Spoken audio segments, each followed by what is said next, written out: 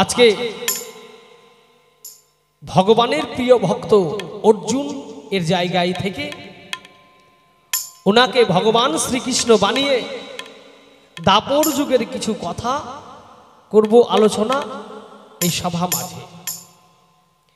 কথাই বলে যা আছে বিশ্ব ব্রহ্মাণ্ডে তা আছে আমার এই দেহ ভাণ্ডে। এই দেহকে বিচার করেই হচ্ছে বাউল গান। তাহলে দেহের মধ্যে কে কোথায় আছে একটু তার দেবেন উনি সমাধান। আচ্ছা বাবা, আমরা মহাভারতে দেখতে পাই যে কুরুক্ষেত্রের যুদ্ধ কে বলা হয় ধর্মক্ষেত্র, ধর্মযুদ্ধ। কি আমরা বলি তো সবাই যে ধর্মযুদ্ধ হচ্ছে কুরুক্ষেত্র। কিন্তু একটা জিনিস জানবেন, যেখানে কারবালা হয়, মানে ইসলাম ধর্মের বাবাদের কারবালা খেলা হয়, ওটাকে বলা হয় কারবালার মাঠ। কি বাবা, দেখবেন যেখানে চড়কের মাঠ হয়, চড়ক খেলা হয়, এটা হচ্ছে চড়ক মাঠ। দেখবেন কোথাও যদি মার্ডার হয় সেটা মার্ডারের মাঠ। কিন্তু একটা লক্ষ্য করুন তো বাবা, যে মাঠে, যে কুরুক্ষেত্রের মাঠে হাজার হাজার সন্তান বলি হয়েছে, হাজার হাজার নারী স্বামী হারিয়েছে, হাজার হাজার বউ বিধবা হয়েছে, হাজার হাজার মা সন্তান হারিয়েছে, সেই কুরুক্ষেত্র কি করে ধর্মক্ষেত্র হলো? একটু অবশ্যই বলবে সবাই ভালো ভালো। হে ভগবান, হে কৃষ্ণ মধুসূদন, তোমার কাছে জানার বড় আশ, তাই করি সভা মাঝে প্রকাশ। যেখানে রক্ত বন্যা বইল, হাজার হাজার নরবলি হলো, হাজার হাজার সন্তান মা হারা হলো, বউ হারা হলো, ভাই বন্ধু হারা হলো, যেখানে অন্যায় দিনভর 18 দিন যুদ্ধ হয়েছে, 18 দিন শুধু অন্যায় আর অন্যায় হয়েছে।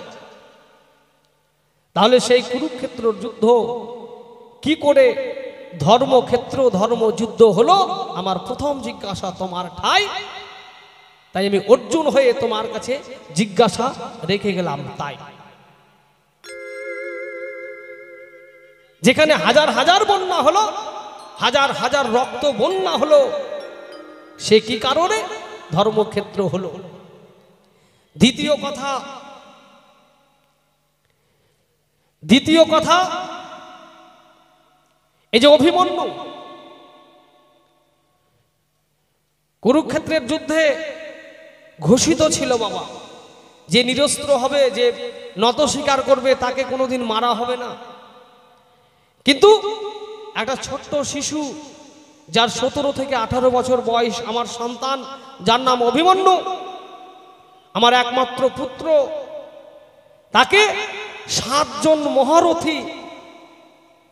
জন মহারথী মিলে মারলো। আর তুমি হচ্ছ, হে অর্জুন, হে ভগবান কৃষ্ণ, তুমি আমার অভিমন্যুর মামা। তোমাকে যখন 7 জন সপ্তরথী মিলে আমার সন্তানকে মারতে যায়, তখন তোমাকে মামা মামা বলে কত আর্তনাদ করেছিল আমার অভিমন্যু। তাই হে সখা, হে কৃষ্ণ জনার্দন, তুমি মধুসূদন, তুমি ইচ্ছা করলে সেই অভিমন্যুকে বাঁচাতে পারতে, কিন্তু তুমি কেন বাঁচালে না? অভিমন্যু এমন কি ভুল করেছিল, বা আমি এমন কি অপরাধ করেছিলাম যে আমার অল্প বয়সের সন্তানকে আমাকে হারাতে হলো? সন্তান হারানোর বেদনা, সন্তান হারানোর যন্ত্রণা যার সন্তান হারিয়েছে সেই বোঝে বাবা। কি, যে সন্তান হারিয়েছে সেই বোঝে। তাই হে কৃষ্ণ জনার্দন, তুমি মধুসূদন, তুমি কি বুঝবে আমার যন্ত্রণা, আমার বেদন? আমার অভিমন্যু তোমাকে কতবার মামা মামা বলে আর্তনাদ করেছে, কতবার তোমায় ডেকেছে, কিন্তু তুমি অভিমন্যুকে বাঁচাওনি কেন? কি অপরাধ ছিল তার? না আমার কোনো অপরাধ ছিল? অবশ্যই সভা মাঝে করবে প্রকাশ। তাই আমার দুঃখে আমি একটা ছোট্ট করে গান আর সুরের মধ্যেই দেব। এই কথার শেষ। তাই গানটি কোথায়? আপন মানুষকে হারিয়ে কত দুঃখ, কত বেদনা, কত যন্ত্রণা যে হারিয়েছে সেই বোঝে বাবা। তাই পদকার কি বলছে? আমি বুঝিনি তো কপাল দোষে, ভাবিনি তো কপাল দোষে আপন যে হয় পর। এই দুঃখ আমার জীবন সাথী,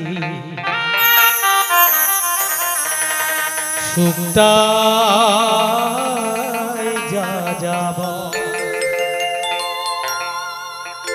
দুঃখ আমার জীবন সাথী, সুখটাই যা যাব। দুঃখ আমার জীবন সাথী, সুখটাই যা যাব। আমি বুঝিনি তো কপাল দোষে, বুঝিনি তো কপাল দোষে আপন যে হয় পর। দুঃখ আমার জীবন সাথী, সুখটাই যা যাব। দুঃখ আমার জীবন সাথী, সুখটাই যা যাব।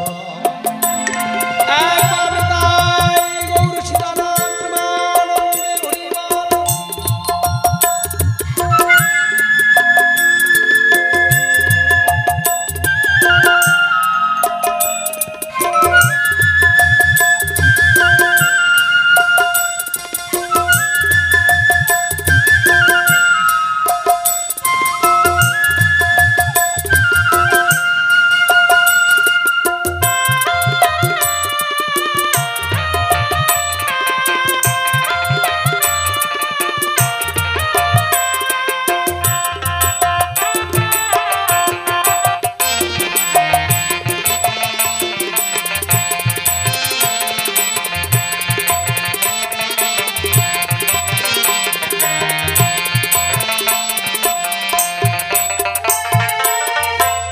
যে আমারে ঘর বাঁধিবা স্বপ্ন দেখাইল,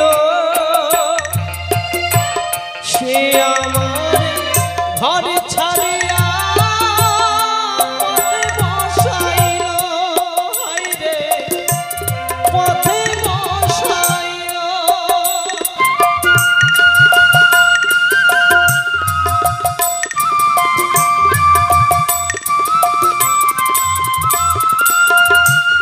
যে আমারে ঘর বাঁধিবা স্বপ্ন দেখাইল,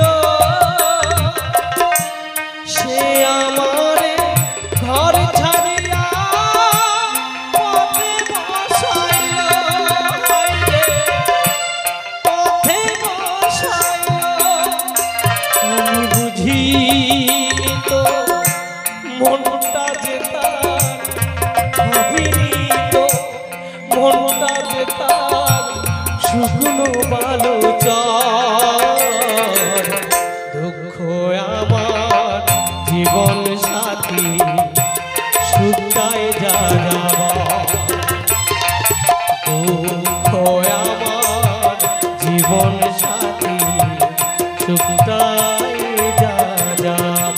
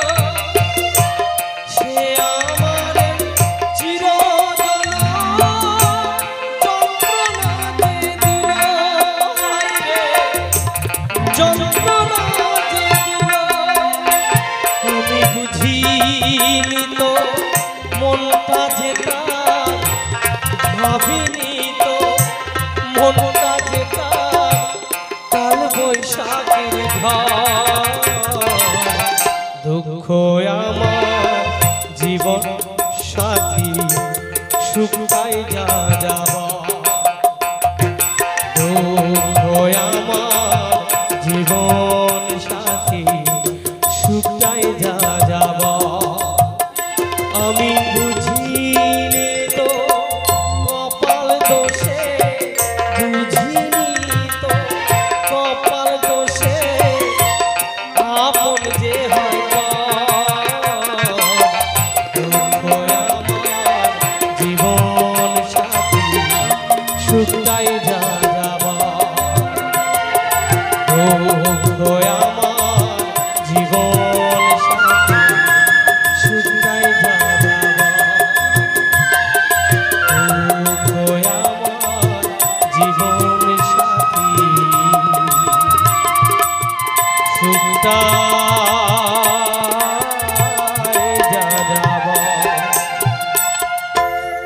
এসো এসো ভাই আর যাহা কিছু জিজ্ঞাসা করলাম জবাব যেন পাই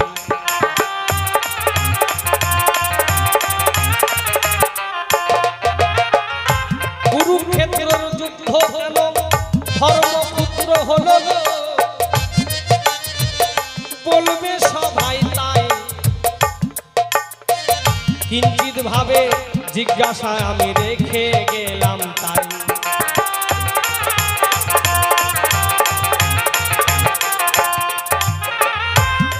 যেখানে হাজার হাজার নরবলি হলো হাজার হাজার সন্তান বলি হলো প্রাণ গেল কেউ মা হারালো কেউ বউ হারালো কেউ সন্তান হারালো কেউ বাবা হারালো তোমার কাছে জানার আমার বড় ইচ্ছা হয় কেমন করে ধর্মক্ষেত্র হলো বুঝাইয়া বলবে সবাই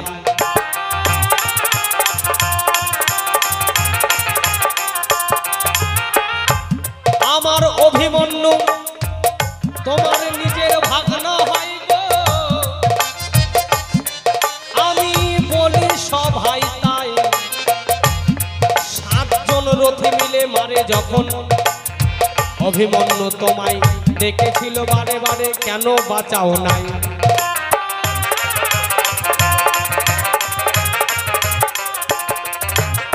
অভিমন্যু যখন গুহচক্রের মধ্যে যায় 7 জন রথী মিলে মহারথী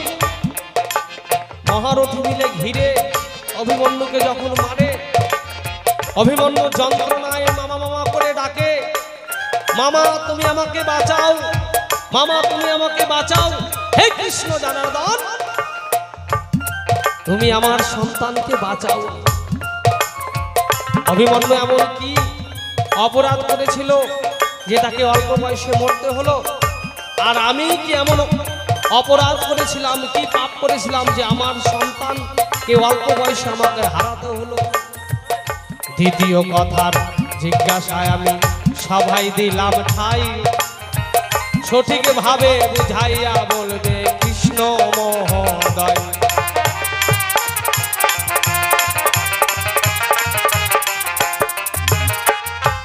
আসিয়া এ সভায় বুঝাইয়া বলবে তাই আছেন যত কৃষ্ণ ভক্ত শুনবেন মন দিয়া তাই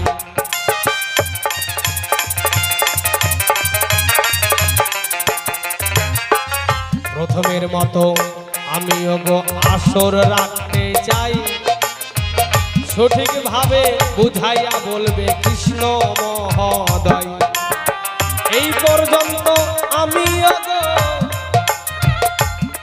আমার অল্পে গল্পে সারি সবাই মিলে বদন ভরে বলুন হরি হরি হরি বল হরি বল হরি বল হরি বল হরি বল হরি বল হরি বল হরি বল বিপক্ষের ভাবুক যিনি তাই সে অর্জুনের ভূমিকায় দাঁড়িয়ে বললেন, হে কৃষ্ণ জনার্দন, আজকে যে কুরুক্ষেত্রের যুদ্ধ, যে যুদ্ধে হাজার হাজার মায়ের কোল খালি হয়ে গেছে, যে যুদ্ধ ক্ষেত্রে কত নারী বিধবা হয়ে গেছে, স্মৃতি সিঁদুর মুছেছে, কতজন বাবা হারা হয়েছে, কতজন সন্তান হারা হয়ে গেছে, রক্ত গঙ্গা বয়ে গেছে, যে মাটিতে, সেই কুরুক্ষেত্রের মাটিটা কেমন করে ধর্মক্ষেত্র হয় তা বোঝাবে আমায়। তাই হে কৃষ্ণ জনার্দন, আমার পুত্র অভিমন্যু যিনি অকালে কুরুক্ষেত্রের যুদ্ধে দৈনগ্রহ চক্রে পড়ে সপ্ত রথীতে তাকে প্রাণে মারলেন, তাই 7 জন রথী মিলে তাকে ঘিরে মারলেন। কতবার তোমাকে ডেকেছিল মামা মামা করে, তাহলে তুমি কেন তাকে রক্ষা করলে না? কি পাপ ছিল তা? কি পাপ ছিল আমার? আমি অকালে পুত্র হারা হলাম, এমন কি পাপ ছিল আমার পুত্রের? সে অকালে তাকে মৃত্যু বরণ করতে হলো। তাহলে স্বয়ং কৃষ্ণ জনার্দন যার হয় মাতুল বা মামা, তাহলে স্বয়ং ভগবান যার মামা, তাকে মারবে জগৎ সংসারে কার সাধ্য আছে বাবা, তাই না? কিন্তু জীব মরে আপন দোষে, কি করবে হরিদাসে? জীব নিজানিজি কর্মফল ভোগ করে, ভগবান হলেও ছাড় নেই বাবা, ভগবানের কর্মফল ভোগ করতে হয়। তাই ঈশ্বর যিনি ভগবান রূপে ধরাধামে আসেন, তিনি কৃষ্ণের যতটুকু লীলা সর্বোত্তম হচ্ছে নরলীলা। তাই মনুষ্য রূপে ভগবান ধরাতে এসেছে যুগে যুগে। তাই আমরা দেখতে পাই এই জগৎ সংসারে অনেক মায়ের পেটে মরা সন্তান হয়, কি মা, তাই না? অনেক মায়ের গর্ভের সন্তান জন্ম নেবার আতুর ঘরে ছেলে মারা যায়, বাচ্চা মারা যায়, এরকমও আমরা দেখি, কি বাবা, তাই না? ছেলে বড় হয়েছে, বিয়ে করতে যাচ্ছে, রাস্তায় গাড়ি অ্যাক্সিডেন্ট হয়ে মারা গেল, কারণটা কি? তাহলে এমন কি পাপ, এমন কি পাপ থাকলে জীবনে এই অকাল মৃত্যু হয় তার? এমন কি ভুল থাকলে জীবনে অকাল তার মৃত্যু হয়? তাই সেখানে দাঁড়িয়ে সুরার ছন্দ লাগাই। তাই যা কিছু জিজ্ঞাসা তা খোলাসা করতে চাই। জয় জয়।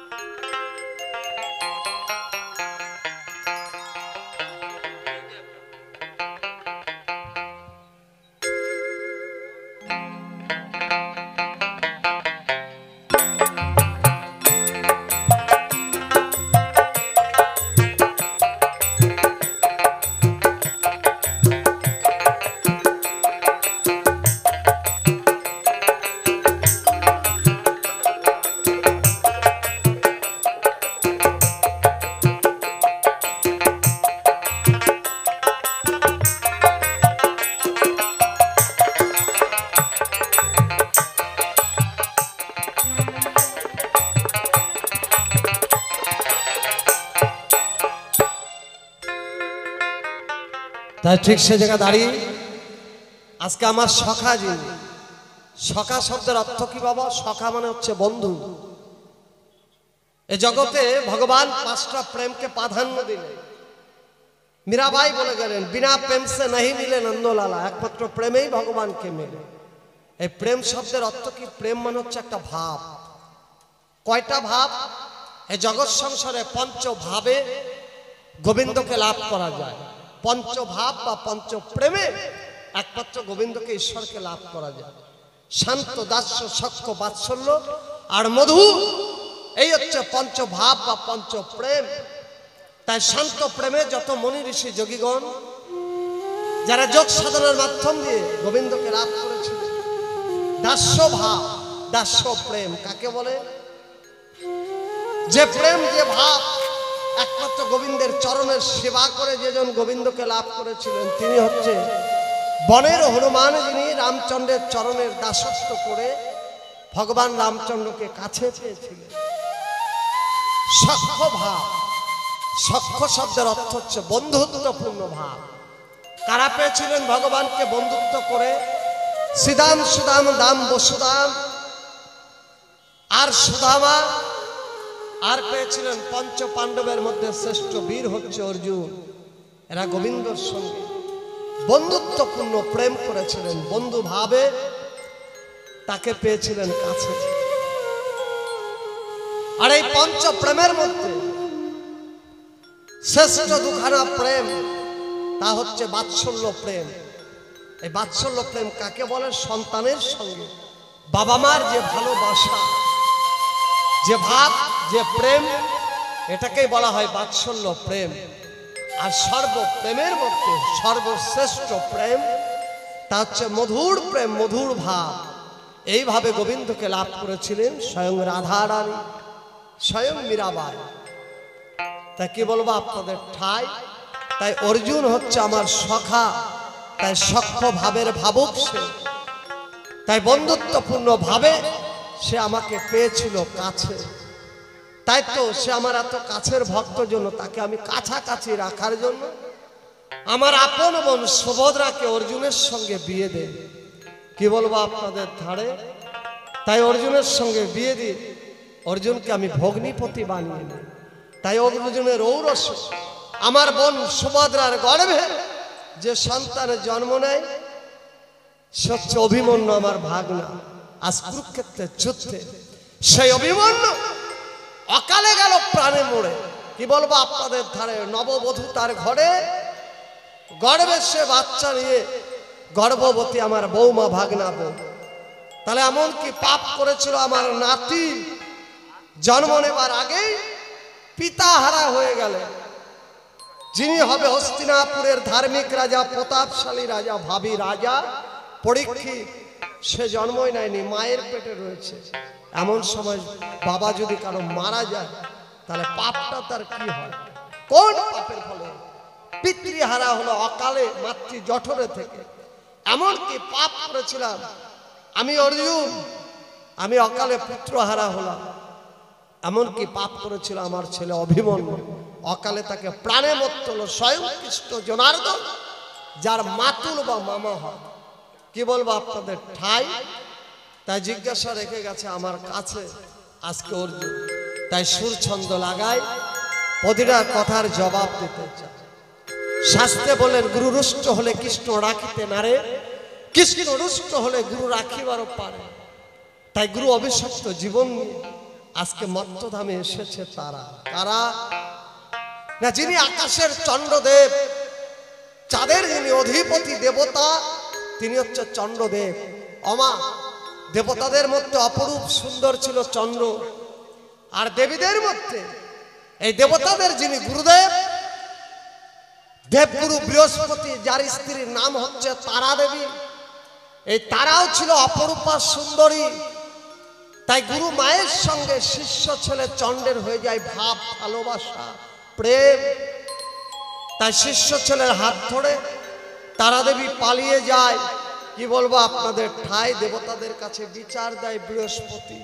গুরুদেব বলেছে তোমাদের গুরু ভাই চন্দ্রদেব তোমার গুরুমাকে হরণ করে নিয়ে চলে গেছে।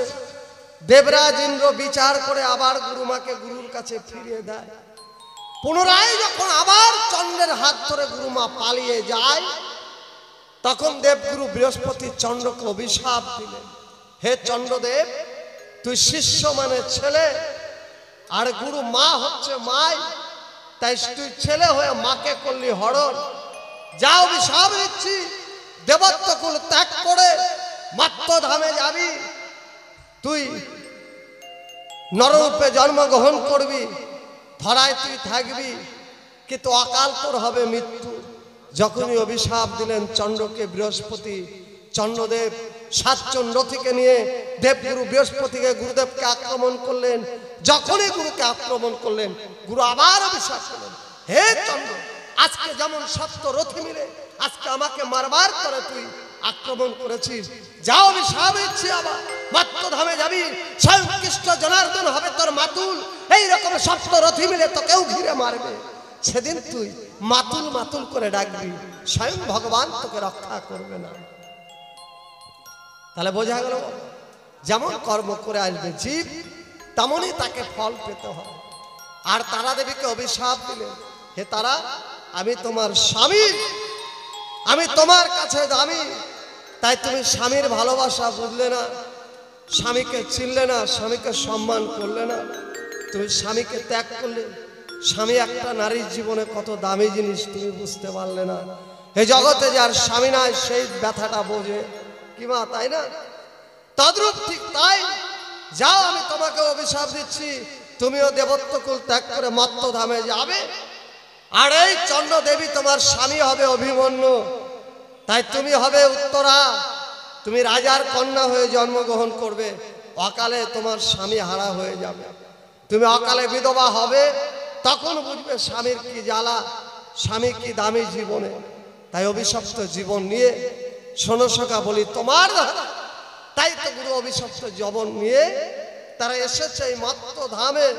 তাই তুমি যাদেরকে পুত্র বলে, পুত্র বধূ বলে কান্নাকাটি করছো, আসলে ওরা তোমার আপন কেউ নয় কি বাবা, তাই না? এরা অভিশপ্ত জীবন নিয়ে দেবত্ব কুল থেকে চন্দ্রদেব আর দেবগুরু বৃহস্পতির স্ত্রী তারা দেবী, তারা এসেছে মত্ত ধামে। কিন্তু বাবা এখানে জীব শিক্ষা আছে, তাই না? কেন? জীবকে শিক্ষা দিয়ে গেলেন, ভাবে মানুষ গুরু নিষ্ঠা যার সর্বসাধন সিদ্ধ হয়। তা একটি কথাই বললেন, গুরু রুষ্ট হলে কৃষ্ণ রাখিতে নারে, কৃষ্ণ রুষ্ট হলে গুরু রাখিবারও পারে। তাহলে হেন গুরু করেছে অভিশাপ, তাকে খণ্ডাবে কৃষ্ণের বাপ। কারণ আমি যুগে যুগে স্বয়ং কৃষ্ণ জনার্দন, আমিও গুরু ধরেছি ভগবান হয়ে। আমি জগৎ গুরু কল্পতরু, আমার উপরে কেহ নাই। তথাপিও আমার গুরু হলেন ভারতী গোসাই কলিযুগে।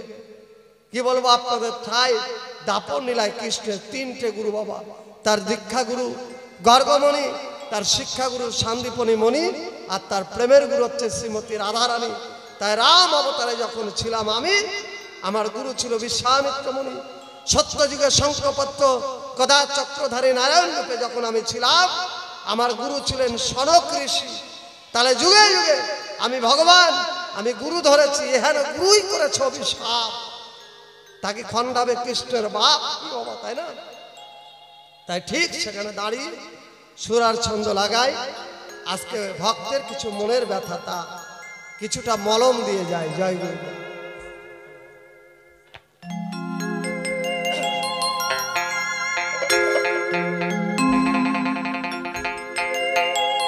ওই দনগুহ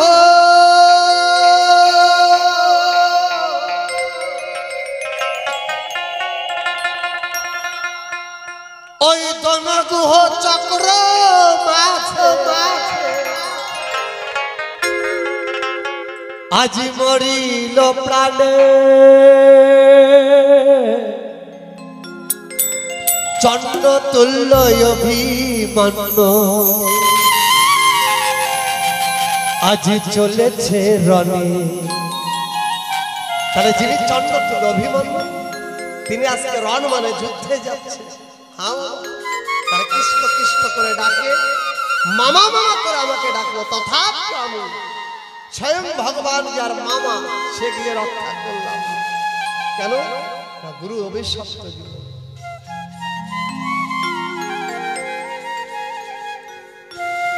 ওই দনগুহ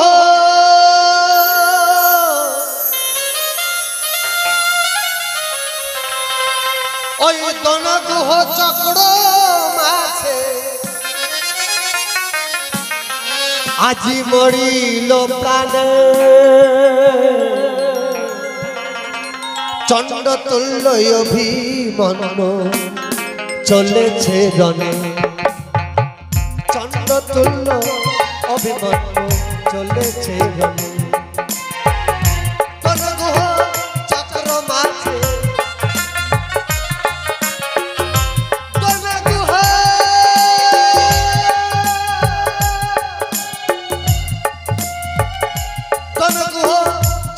মাঝে মরিল প্রাণে, চন্দ্র তুল্য অভিমন্য চলেছে রণে। আজি চন্দ্র তুল্য অভিমন্য চলেছে রণে। একবার তাই তাই গৌড় হরিবল হরিবল হরিবল।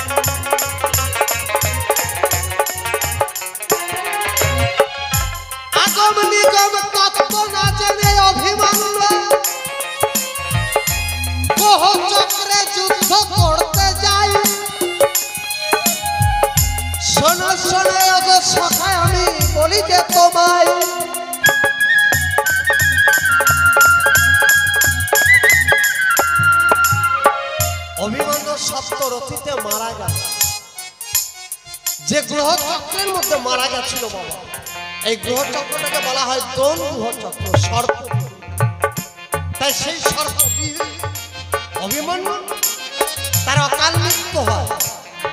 কুরুক্ষেত্রের যুদ্ধের সময় এইরকম 18টা চক্রবিহু তৈরি হয়েছে, 3 প্রকারের সেনা দিয়ে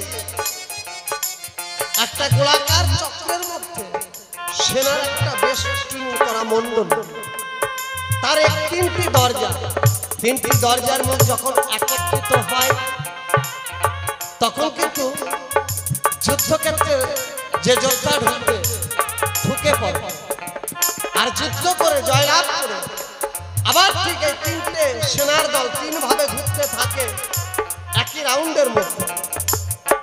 কেমন? আবার যখন 3টে চক্রের মুখ একত্রিত ভাবে একটা রাস্তা তৈরি করে তখন আবার সেখান থেকে বেরিয়ে আসতে হয়। এই ঢোকাটা হচ্ছে আগম তত্ত্ব আর বেরিয়ে আসাটা হচ্ছে নিগম তত্ত্ব বাবা। কেমন? তাই আগম তত্ত্ব অভিমন্যু জানতেন, কিন্তু বাবা নিগম তত্ত্ব জানতেন না। তাই কি বলেন শুনুন, আগম নিগম তত্ত্ব দেখো অভিমন্যু নাহি জানে, তাই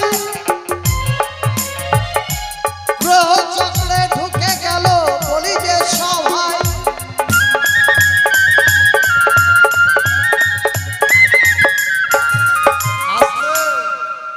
আগম নিগম তত্ত্ব কি বাবা?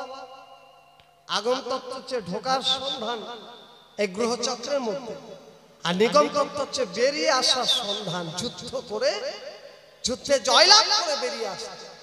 যদিও পরাজিত হয় কিন্তু তথাপিও প্রাণটা নিয়ে বাঁচার জন্য এই বেরিয়ে আসার সন্ধানটা তাকে জানতে হবে। এটা একমাত্র। যদি আত্মা থেকে যান, মনে করুন কোনো ভক্ত গোবিন্দের কাছে একটু ক্ষীরের ভোগ দেবে, অমা এই যে অকাল মৃত্যু, তোমার মেয়েটা কেন অকালে বিধবা হবে, তোমার বৌমাটা কেন অকালে বিধবা হবে, এই তত্ত্বটা জানতে হয়। এই জন্য ছেলে মেয়েকে এই তত্ত্ব বুঝাতে হয়, শিক্ষার করে আশ্রয় নিতে হয় বাবা, তাই না? না হলে কুরুক্ষেত্রের যুদ্ধ তো প্রতিদিনই হয় বাবা। এই যুদ্ধে কেউ জয়লাভ করে, কেউ পরাজয় হয়। যার গুরু কৃপা থাকে সে একমাত্র জিততে পারে। তাই মনে করুন আপনি একটু গোবিন্দের কাছে একটু ক্ষীরের ভোগ দেবেন, তাহলে ক্ষীর বানাতে গেলে কি লাগে? খাঁটি গরুর দুধ লাগে, একটা কড়াই লাগে, একটা উনুন লাগে, আর কিছু লাকড়ি লাগে, খড়ি, লম্বা লম্বা দেখে খড়ি, আমের খড়ি হোক, ভালো জলে আমের খড়ি বলে। এইবার কড়াইয়ে উনানটার মধ্যে বসিয়ে দুধটা ঢেলে দিলেন, বাবা এদিকে খড়ির জাল ধরিয়ে দিলেন। যখন দেখবেন জাল জ্বলতে জ্বলতে ধীরে ধীরে দুধটা হিট হতে থাকে, গরম হতে থাকে, তাই না? তারপর দুধটা ধীরে ধীরে ফুলতে থাকে, যখনই উতলে পড়ে যাবে কড়াই থেকে বেশি জাল হতে গেলে, তখন কি করতে হয়? মায়েরা কি করে? কে একটু জল দিয়ে দেয় যেন দুধটা পড়ে না যায়। আবার কোনো মা জল খুঁজে না পেলে সঙ্গে সঙ্গে ফু দিয়ে দেয়। কি? তাহলে ফু দিলে এঁটো থুতু পড়তে পারে, দুধটা এঁটো হয়ে গেলে গোবিন্দের ভোগে দেওয়া যাবে না, তাই না? আর যদি জল দিয়ে ওটাকে থামাতে যান তাহলে কি হবে? দুধটা পাতলা হবে, ক্ষীর বানাতে অনেক সময় লাগবে, তাই না? ক্ষীরটা ভালো হবে না, জল দেওয়া গেলে খাঁটি দুধের ক্ষীরটা ভালো হয়। তাহলে কি করতে হবে না, যখনই দেখলেন যে দুধটা উতলে পড়বে, জল দিলে পাতলা হবে, ফু দিলে এঁটো হবে, আপনার সঙ্গে সঙ্গে দুটোর একটাও করতে হবে না, আপনি উনুন থেকে খড়িটাকে টেনে বের করে নেন, তাহলে জালটার হিটটা বসে গেল, আপনার দুধটা অটোমেটিক বসে গেল। আবার ধীরে ধীরে কিছুক্ষণ পর জালটা দিয়ে দেন, এই করে জাল দিতে থাকেন, আবার যখন পড়তে নেবে আবার খড়িটা বের করে নেন। এই করতে করতে দেখবেন সেই দুধটা ক্ষীরে পরিণত হয়েছে। আমার গোবিন্দের সেবায় লাগবে, তাতে এটাও হবে না, পাতলাও হবে না। হরিবল হরিবল, বোঝা যাচ্ছে? এইভাবে করে গুরুর কাছ থেকে আগম নিগমের তত্ত্ব সন্ধান, এর থেকে বেশি ভেঙে বলা যাবে না বাবা। জয় গুরু, বুঝে নিতে হবে, কেমন বাবা? হরিবল হরিবল। তো ঠিক এইভাবে যারা গুরুর কাছ থেকে আগম নিগমের তত্ত্ব সন্ধান জানে, তারা বাবা কুরুক্ষেত্রের যুদ্ধে কোনোদিন প্রাণে মরে না। আর যারা সন্ধান না জেনে যুদ্ধ করতে যায় সেজন প্রাণে মারা যায়। হরিচাঁদ ঠাকুর বলে গেলেন, লয়ে নিজ নারী হয়ে থাকো ব্রহ্মচারী, সচ্চরিত্রবান হবে, হরিকে না ডাকলে হরি তোমায় ডেকে নিয়ে যাবে। কত অমূল্য বাণী, তাই না? তাহলে লয়ে নারী হয়ে থাকো ব্রহ্মচারী। ব্রহ্মচারী বলতে নারীর সঙ্গ করা যাবে না, না আপনি করতে পারেন, কিন্তু ব্রহ্মকে চারণ করে বাবা। হ্যাঁ, আপনার সঙ্গে নারী থাকবে কিন্তু ব্রহ্মকে চারণ করতে হবে। আপনি সঙ্গ করুন কিন্তু রতিভঙ্গ করা যাবে না। প্রকৃতি হয়ে যদি করে প্রকৃতির সঙ্গ দিনে দিনে বাড়ে তার প্রেমের তরঙ্গ, আর পুরুষ হয়ে যদি করে প্রকৃতির সঙ্গ অবশ্যই হবে তার রতিভঙ্গ। কি বাবা, তাই না? জয় জয় তাই গৌর হরিবাল হরিবাল।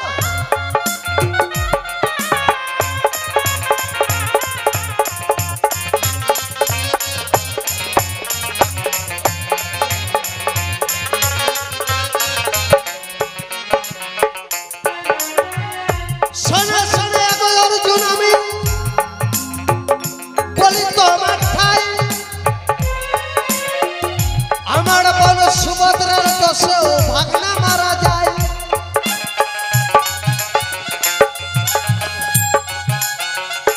আমার গর্বে সন্তান নিয়ে সুভদ্রা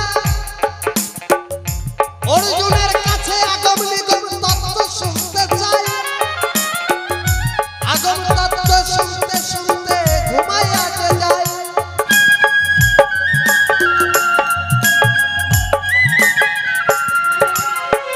এই অভিমন্যু যখন মাতৃ জঠরে ছিল মাগো, সুভদ্রা মনে মনে অহংকার করলেন, এই জগৎ সংসারে শ্রেষ্ঠ বীর হচ্ছে আমার স্বামী অর্জুন, যার সাথে দেবরাজ ইন্দ্র যুদ্ধ করতে ভয়। এখানে স্বামী হচ্ছে আমার, তাই আমি আমার স্বামীর থেকে বড় যোদ্ধা তৈরি করবো আমার গর্বের সন্তান। এই যে আত্ম অহংকার, অহংকারে মানুষের হয় পতন। কি বলবো আপনাদের ঠাই। তাই উত্তরার শাশুড়ি সুভদ্রা আমার হচ্ছে বোন, অভিমন্যুর মা হচ্ছে আমার বোন। তাই আমার বোনের মধ্যে আত্ম অহংকার হয়েছিল কিসের উপর? তার স্বামীর উপর, যে আমার স্বামী অর্জুন এত বড় বীর, তার থেকে বড় বীর আমার গর্বের সন্তানকে করবো। কিভাবে? আমি গর্বের থেকে তাকে যোদ্ধা বানাবো। আমি গর্বের থেকে তাকে যোদ্ধা বানাবো। তাই এই চিন্তা করে একদিন অর্জুনকে বললেন সুভদ্রা, স্বামী তুমি আমার কথা নেবে। আজকে তুমি যে চক্রবিহুর সন্ধান জানো, আজকে সেই চক্রবিহুর সন্ধানটা তুমি আমাকে শোনাবে। কেন? কেন না, মা যা কিছু খায় সেই ভিটামিনটা গর্ভের সন্তান পায়। এই জন্য গর্ভবতী মাদেরকে আমরা ভালো মন্দ খাওয়াই। কি মা, তাই না? কেন খাওয়াই? মা যা কিছু ভালো মন্দ খেবে গর্ভের সন্তানটা সেই ভিটামিনটা পায়। মা যা কিছু শোনে মায়ের মাধ্যমে পেটের সন্তান সবকিছু শুনতে পারে। মা যা কিছু দেখে মায়ের মাধ্যম দিয়ে ওই গর্ভের সন্তান সকল কিছু দেখতে পায়। হ্যাঁ গো মা, এটাই হচ্ছে প্রকৃত নিয়ম। তাই অভিমন্যুকে গর্বে রেখে শ্রেষ্ঠ বীর বানাবে সুভদ্রা আমার বোন। তাই তো আমি কৃষ্ণ জনার্দন বলি অর্জুন তোমার পাশে। তাই যখন তোমার কাছ থেকে আগম নিগম তত্ত্ব শিখতে চায়, শুনতে চায়, একদিন নিশি রাত্রে তুমি সুভদ্রাকে আগম তত্ত্ব শোনাতে শুরু করলে। আগম তত্ত্ব শুনতে শুনতে সুভদ্রা যখন ঘুমিয়ে যায়, পাশেই গাছের ডালে ছিল সুখ আর শাড়ি। তারা চিন্তা করলেন সুভদ্রা ঘুমিয়ে গেছে, এখন যদি সুভদ্রার কণ্ঠস্বর নকল করে আমরা যদি হুঙ্কার না করি, অর্জুন কোনোদিন নিগম তত্ত্ব বলবে না। তাই কি করলেন, সুখ আর শাড়ি গাছের ডাল থেকে পাশ থেকে হুঙ্কার শুরু করলেন। অর্জুন মনে মনে ভাবলেন সুভদ্রা হয়তো জেগেই আছে, তাই তো আমার কথা শুনছে, কিন্তু সুভদ্রা ঘুমিয়ে গেছে বাবা।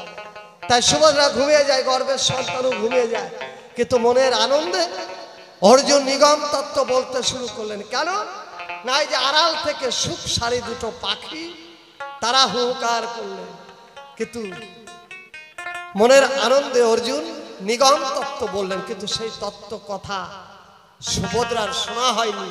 সুভদ্রার শোনা হয়নি মানে তার গর্ভের সন্তান ঘুমিয়েছিল, তারও শোনা হয়নি। তাই তো কুরুক্ষেত্রের যুদ্ধে সপ্ত রথী মিলে যখনই ঘিরে মারতে গেলেন, মাতুল মাতুল করে বাঁচার জন্য রাস্তা খুঁজলেন, পেলেন না। কেন? নিগম তত্ত্বটা তার জানা ছিল না, ওই যে মাতৃ জঠর থেকে। তাই মাগো, যখন আপনার সন্তান কেউ নেবে, আপনার মেয়েই হোক, আপনার বৌমাই হোক, অবশ্যই বলে দেবেন। সন্তান নেবার সঙ্গে সঙ্গে যদি কোনো মা ঘুমিয়ে যায়, তার গর্ভের সন্তানটা সেও ঘুমিয়ে যায়।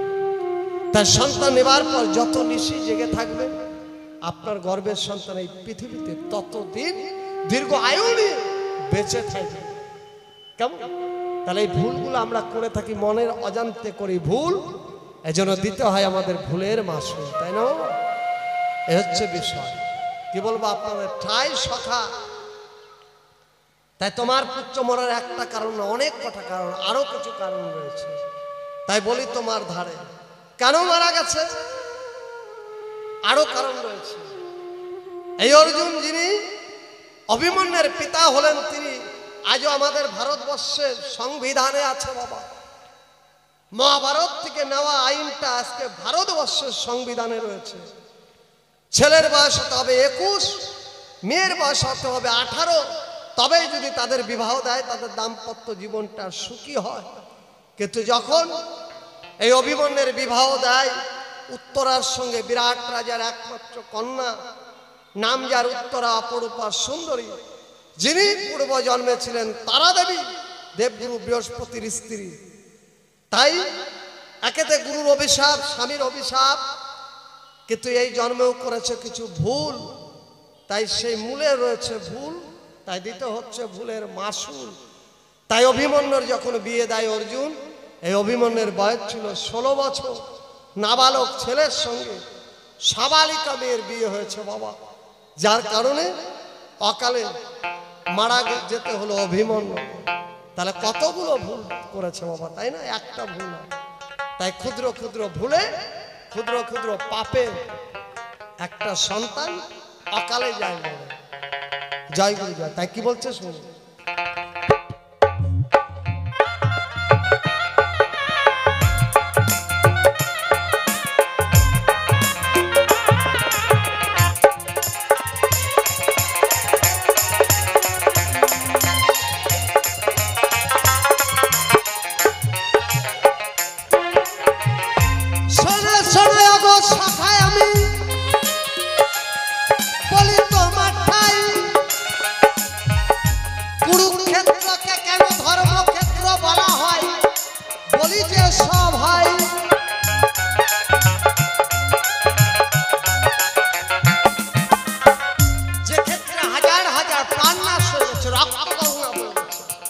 কত মায়ের শিশির সিঁদুর চলে গেছে, কত নারী তার স্বামীকে হারিয়েছে, কত সন্তান তার পিতাকে হারিয়েছে।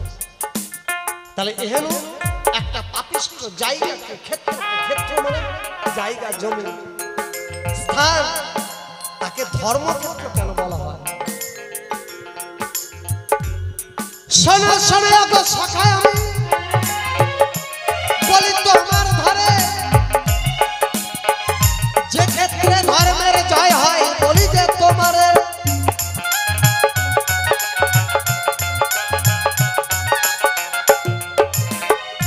যে ক্ষেত্রে ধর্মের জয় হয় তাকে তো ধর্মক্ষেত্র কয়,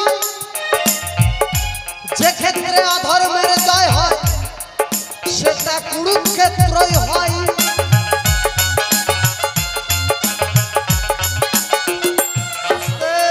তাহলে যে ক্ষেত্রে ধর্মের জয় হয়, কুরুক্ষেত্রটাকে ধর্মক্ষেত্র বলা হয়। কেন? ধর্মের এখানে জয় হয়েছে।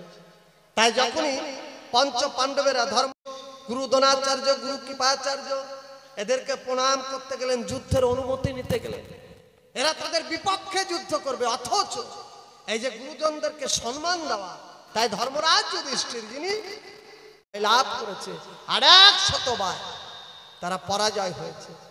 এটা গেল ইহ জগৎ বাবা। এইবার যদি আধ্যাত্মিকে যাই, যে আমরা বাউল তত্ত্বে যাই বাবা, এই কুরুক্ষেত্রের যুদ্ধে কেন ধর্মক্ষেত্র বলা হয়? যারা সাধক হয়, যারা সাধক হয় যুদ্ধ করতে যায়। ওই যে কিছুক্ষণ আগে আমি ক্ষীর জাল দেওয়ার কথা বললাম বাবা, এইরকম ভাবে যদি কেউ যুদ্ধ করে, হ্যাঁ বাবা, ক্ষীর বানাতে পারে, তাহলে হরিবল হরিবল, সেই ক্ষেত্রটা ধর্মক্ষেত্র হয়। আর যদি গিয়ে বাবা বলি হতে হয় বাবা, পাঠা বলির মতো, তাহলে হরিবল হরিবল, সেটা অধর্ম, কুরুক্ষেত্রই হবে, তাই না? ধর্মক্ষেত্র আপনিই করতে পারেন, আমি করতে পারি কেন? সেটা নিজের কাছে সকল কিছু। তাই নিজে যদি প্রতি মুহূর্তে মার্ডার হই, এর জন্য দোষ কার বাবা? হ্যাঁ, বিন্দু ধারণং জীবনং বিন্দু পতনং মরণং। যে যেমন বিন্দুকে ধারণ করতে পেরেছে এই জগৎ সংসারে, সে ততদিন বেশি আয়ু নিয়ে বেঁচেছে। তাহলে যেমন কর্ম করবে জীব, তেমন তার ফল পাবে। কেমন? এই তো তোমার কথার জবাব, কথায় মিটে গেল প্রেমানন্দে ভক্তবৃন্দ সবাই হরি হরি বল হরিবল।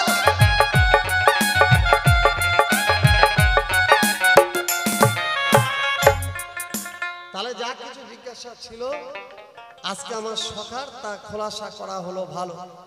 দেখা যাক আবার সখা কোন ভাবে কোন কথা কয়, আমি ঠিক তার পেছন পেছন যাই। তাই জয় গুরু জয়। আবারও আমরা অর্জুনের কণ্ঠে শুনবো গান, শুনবো তার তত্ত্ব কথা।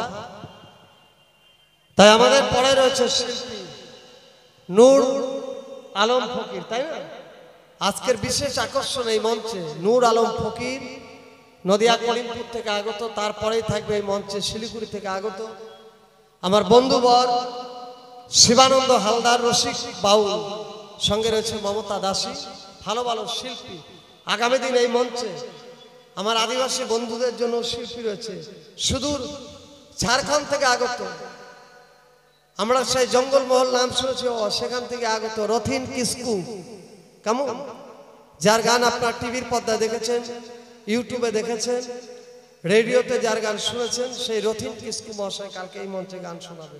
আজকে রয়েছে আন্তর্জাতিক খ্যাতি সম্পন্ন শিল্পী নূর আলম ফকির, তার কণ্ঠে গান শুনবেন। তাই এবারে আবার আমার সখা আসবে, তার ভাবে ভাব দেবে, আমি ঠিক তার পেছন পেছন যাব। জয় গুরু। তাই যা কিছু জিজ্ঞাসা ছিল তা খোলাসা করা হলো ভালো। জয় জয় জয়।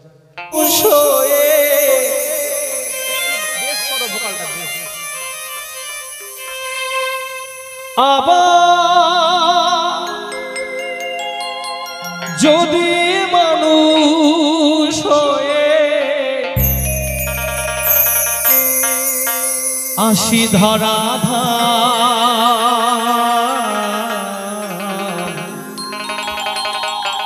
ভুলি না যেন, ভুলি না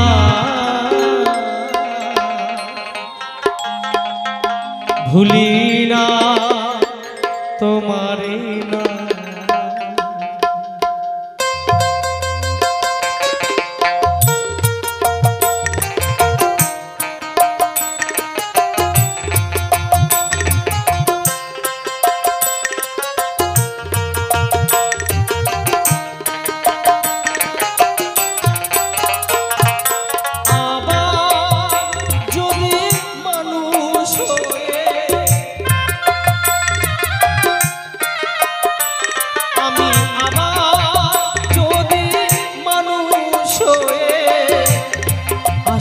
ধরা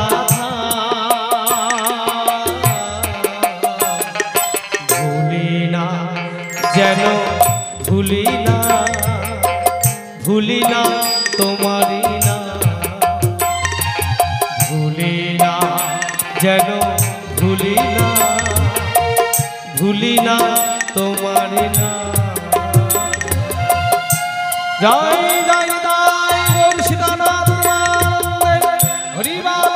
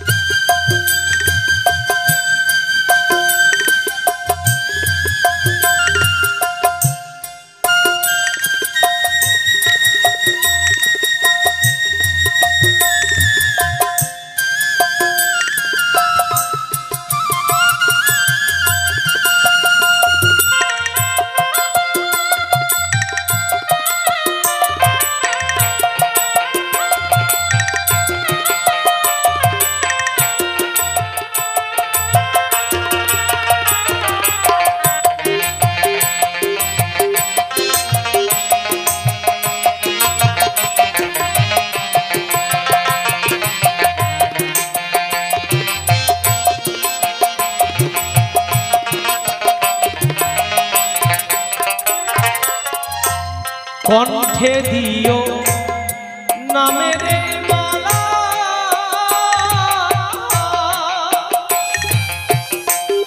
হৃদয়েতে ভরে দিও ভক্তির মালা।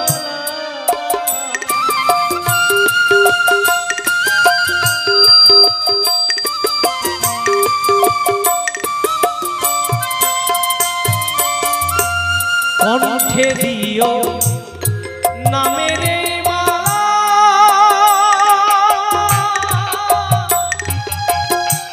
হৃদয়েতে ভরে দিও ভক্তির মালা। আমি ভুলতে পারি সকল জানা,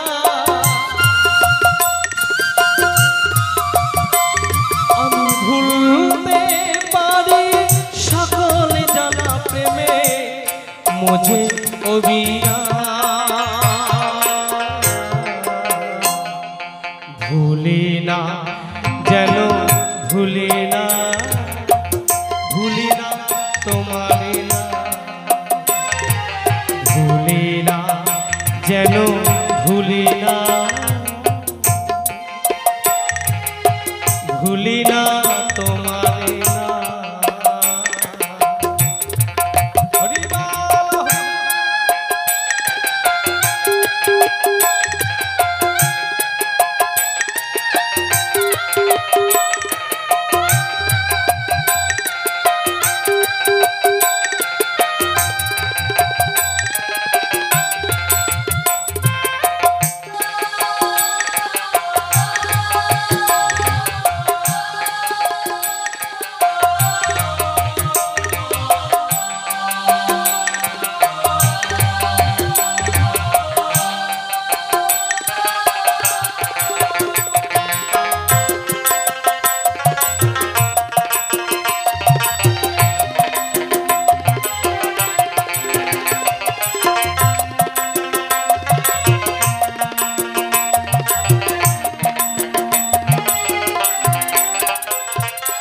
মিটলো না আশা আমার এই জীবনে,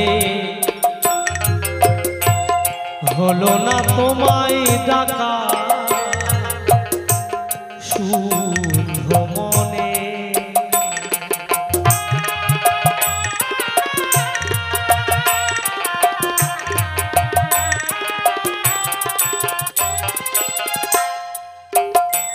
আমরা যে পৃথিবীতে জন্ম নিয়েছি, আমরা শুদ্ধ মনে কোনোদিন ভগবানকে ডেকেছি বাবা?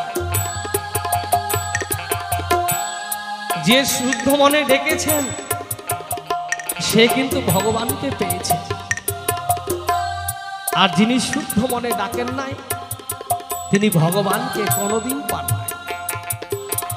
কেন বলুন তো? ভগবান কিন্তু কোনোদিন কৃষ্ণ রূপ নিয়ে এসে আপনাকে বাঁচাবে না বাবা। কৃষ্ণ রূপ নিয়ে আপনাকে কিন্তু ভগবান বাঁচাবে না।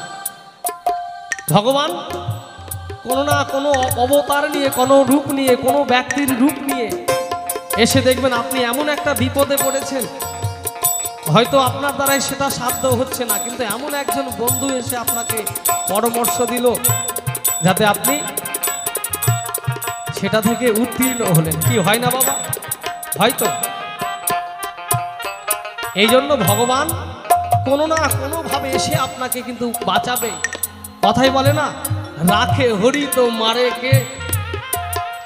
হয়তো আপনার কষ্ট হয়েছে, 10 দিন সময় লেগেছে, একদিন কিন্তু সেটার সমাধান হয়েছে। কিন্তু আমরা যে এমন ভুল করেছি, এমন ভুল করে চলেছি, যা ভুল করছি তা কিন্তু মারাত্মক। এই জন্য পদকার কথায় কথায় গানে গানে কি লিখেছেন শুনুন।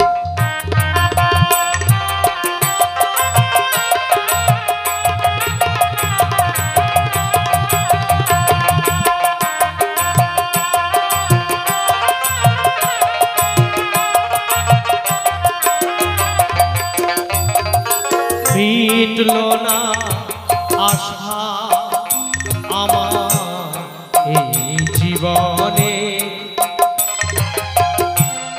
হলো না তোমায় ডাকা শুদ্ধ মনে।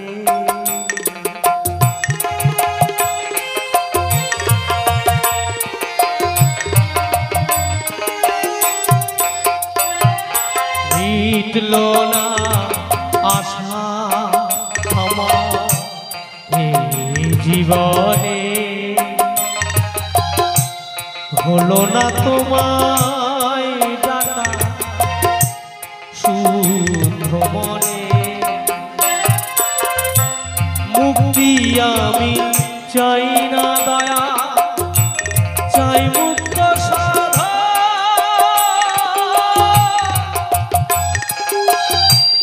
করি না যেন দয়া মায়ার এই বাঁধন।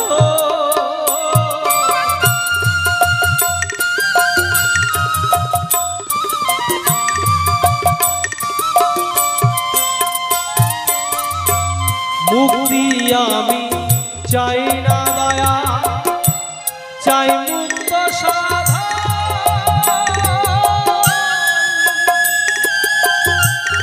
করি না যেন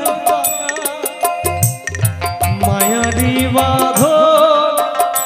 ও তাই কেঁদে বলে রাধা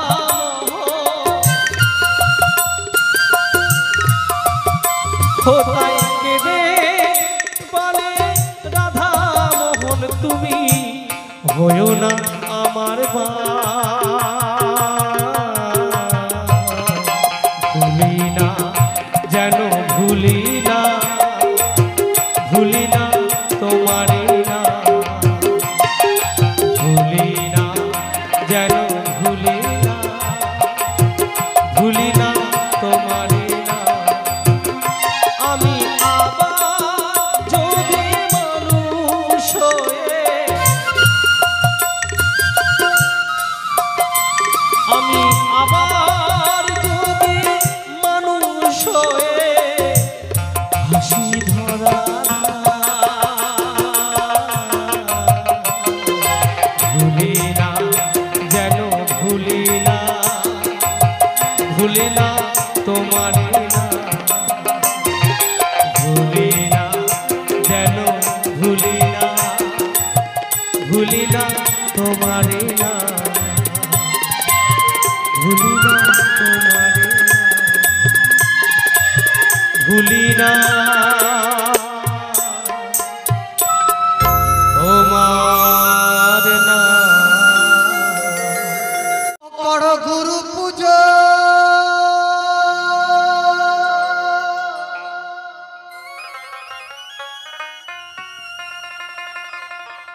ও কর গুরু পূজর গুরু ভাজ।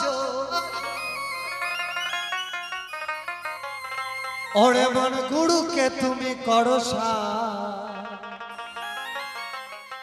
এই ভব নদী পাড়ি দিতে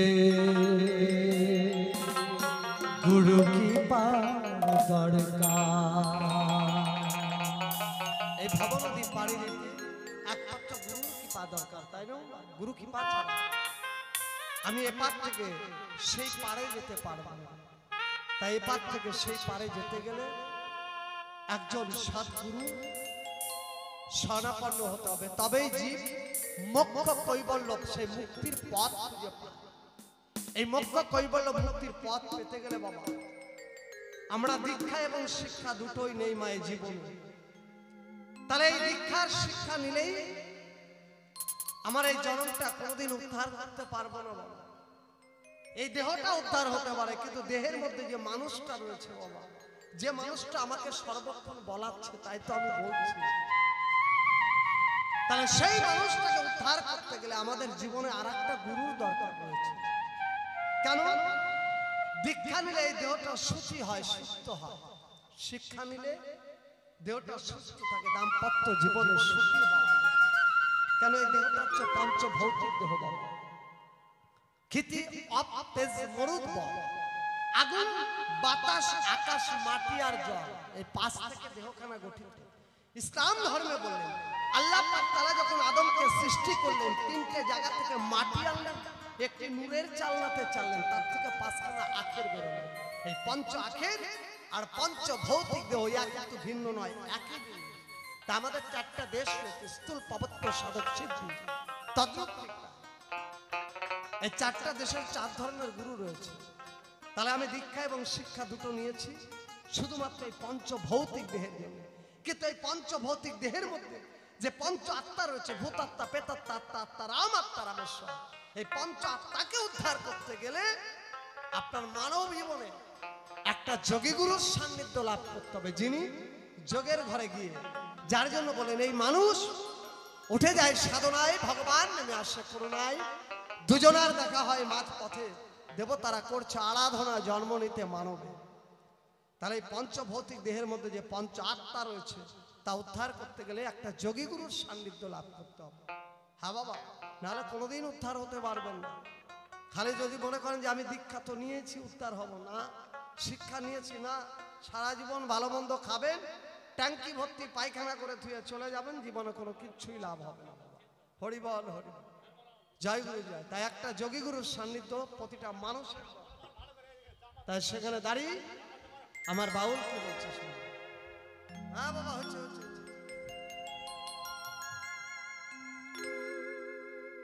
ও কর গুরু পূজা,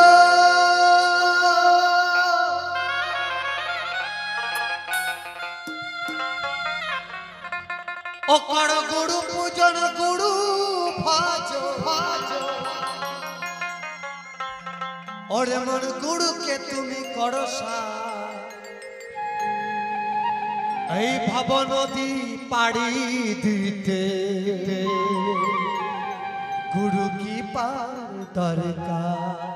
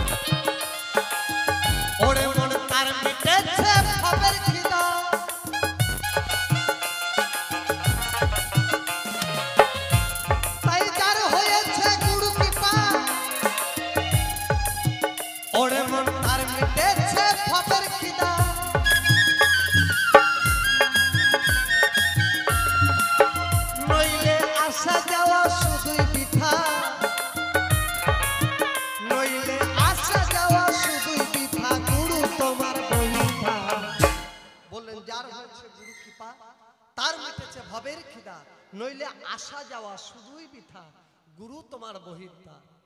তারা যেজন একমাত্র গুরুর কৃপা পায় সেই জীব মোক্ষ কৈবল্য মুক্তির পথ খুঁজে পায়। কি বাবা, তাই না?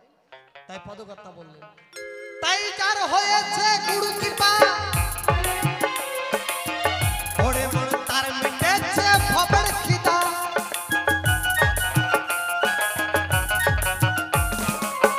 নইলে আসা যাওয়া শুধুই বৃথা, নইলে আসা যাওয়া শুধুই বৃথা, গুরু তোমার বহির্তা।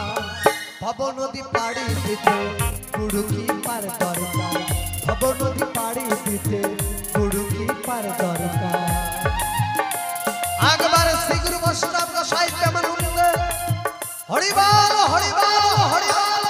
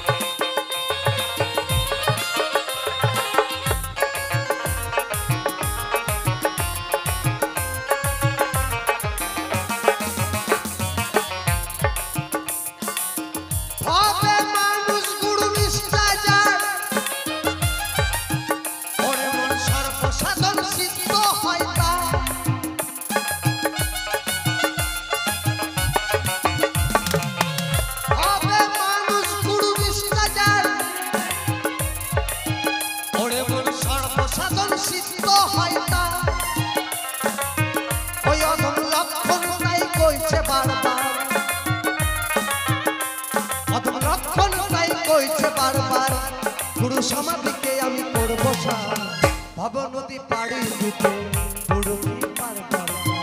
ভব নদী পাড়ি দিতে গুরু কি পার দরকার। শোনো শোনে গো ভক্ত আমি বলি তোমার ঠাই, যা কিছু জিজ্ঞাসা করেছো জবাব দিব তাই।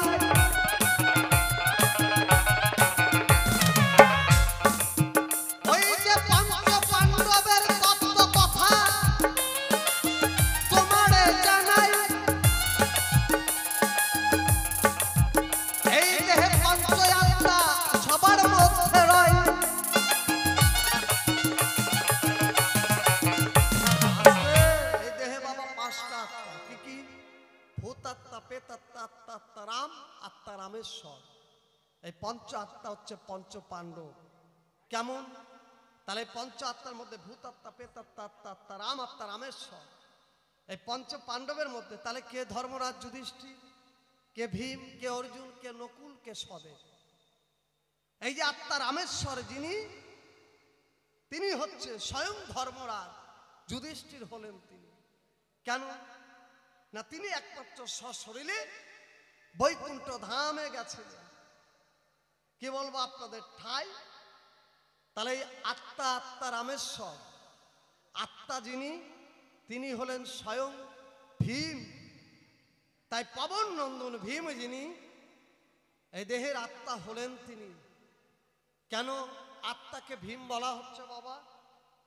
কারণ যিনি আত্মা, যিনি হচ্ছে তার পরম সত্তা, এ দেহে শক্তি যোগায় যিনি, তাই ভীমের মতো এই জীব দেহে কর্ম করে তিনি।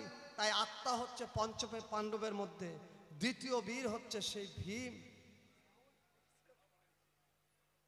তাহলে আত্মা রামেশ্বর, আত্মা রাম। আত্মারামকে, আত্মারাম হচ্ছে যিনি, তিনি হচ্ছে স্বয়ং পঞ্চ পাণ্ডবের মধ্যে শ্রেষ্ঠ বীর হচ্ছে অর্জুন। কেন আত্মারাম? আত্মায় যিনি পায় আরাম, সেই হচ্ছে আত্মা রাম। কে পেতেন? একমাত্র অর্জুন। কেন? অর্জুন ছিল কৃষ্ণের পরম সখা, পরম বান্ধব। তাই তো অর্জুন আর কৃষ্ণ একে অপরের মধ্যে যে সখ্য ভাব, কেউ কাকে ছাড়া কিছু বুঝতো না। তাই পূর্ব জন্মে তারাই ছিল নর আর নারায়ণ, করেছিল একই সাথে সাধন, যার কারণে তারা এই দাপর নীলায় এসে ভক্ত আর ভগবান হয়েছে ভাই। কেমন? তাই বলি তোমার ঠাই। তাহলে ভূত আত্মা আর প্রেতাত্মা এই দুজন কারা? তারা হচ্ছে নকুল আর সদেব। কি বলবো আপনাদের ধারে, এই নকুল সদেব যারা দুটো ভাই, এরাই হচ্ছে ভূত আত্মা আর প্রেতাত্মা।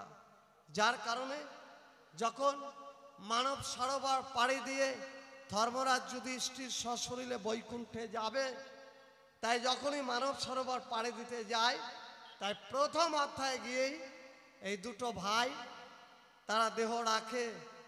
আগে দেহ রাখে, দেহের মধ্যে ভূত আত্মা আর প্রেতাত্মা, এরা দুজন দেহ রাখে, তখন আমার সর্ব ইন্দ্রিয় অবশ হয়ে যায়। তারপর এক এক করে আত্মা আমার মধ্য থেকে বেরোতে থাকে। যখন দীর্ঘ নিঃশ্বাস ছাড়ি, আমি এ জগতে কি কি ভালো কর্ম করেছি, কি কি খারাপ কর্ম করেছি, তা সকল কিছু প্রমাণ দেয়। আমার মৃত্যুর ঠিক কাল মুহূর্তে আমার আত্মা কোন দিক দিয়ে দেহের থেকে বেরিয়ে যায়। তাই মানুষের দিকে বোঝা যায়। দেখবেন অনেকে পায়খানা করতে করতে মারা যায় বাবা, তাই না?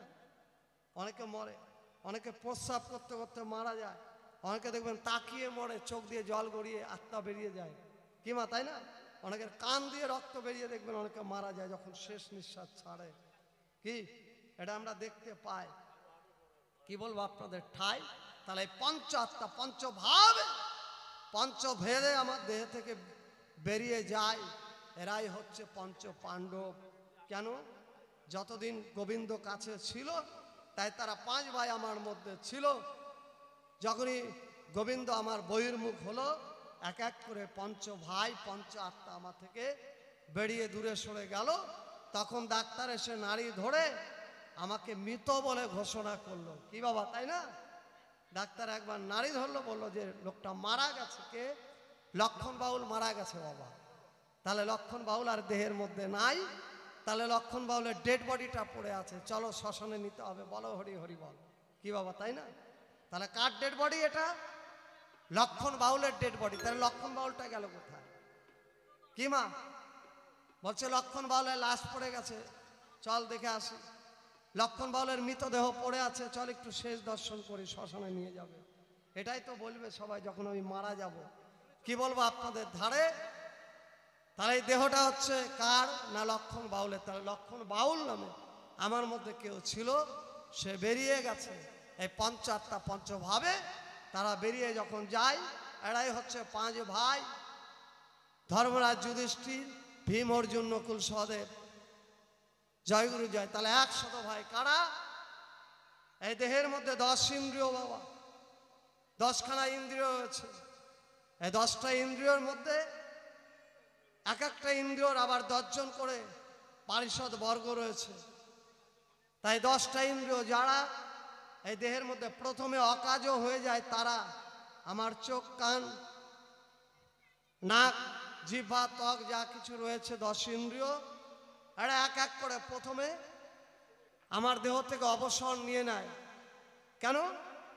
এই 10টা ইন্দ্রিয়, 10টা পারিষদ বর্গ, 10 জন করে 100 জন। কি বলবো আপনাদের ধারে? তাহলে 100টা, তার সঙ্গে পারিষদ বর্গ রয়, সাথে 10 জন, কত হলো? 110 জন। এই 110 জন এরা কারা?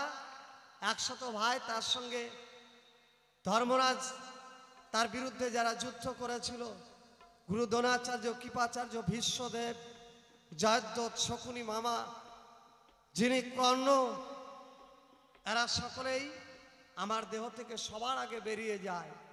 তাই কি বলবো আপনাদের ঠাই।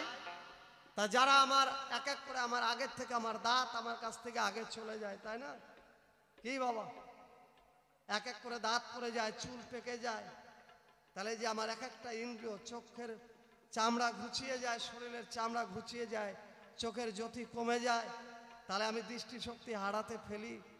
এরা কিন্তু সেই কৌরব বংশের মতো 100 ভাই, এরা আগে আমার থেকে বিদায় নেয়, তারপরে 5 ভাই বিদায় নেয়, শেষে আমাকে মৃত বলে ঘোষণা হয়। জয় গুরু জয়। এই হচ্ছে মহাভারতের তোমার তত্ত্ব। কেমন? জয় গুরু জয়। আসো ভাই, আমরা 2 ভাই মিলে শেষের দিকে একটা গান গাই। আমাদের পরে আপনাদের বিশেষ আকর্ষণ এই মঞ্চে এবছরে সুদূর করিমপুর থেকে আগত নূর আলম ফকির, আমরা তার কণ্ঠে গান শুনবো। আগামী দিন থাকবে এই মঞ্চে রথিন কিসকু, তার সব জাতিবর্ণ নির্বিশেষে আমাদের এই বাউল অনুষ্ঠান, তাই সকলে প্রাণ ভরে গান শুনবেন। মার একটু আগিয়ে বসুন, অনেক ভক্তরা আসবে, আপনার একটু আগিয়ে আগে বসুন, আমার সামনে অনেক জায়গা, বাবার একটু আগে, সবাই আগিয়ে বসুন। তা আমরা 2 ভাই মিলে শেষের দিকে একটা গান শোনাই। তাই যেহেতু মায়ের ধাম, বাবা ভোলানাথের ধাম, তাই সে জায়গা দাঁড়িয়ে মাকে কেন্দ্র করে শোনাই একটি গান। তো চলুন। Hello, hello. Test. Hello.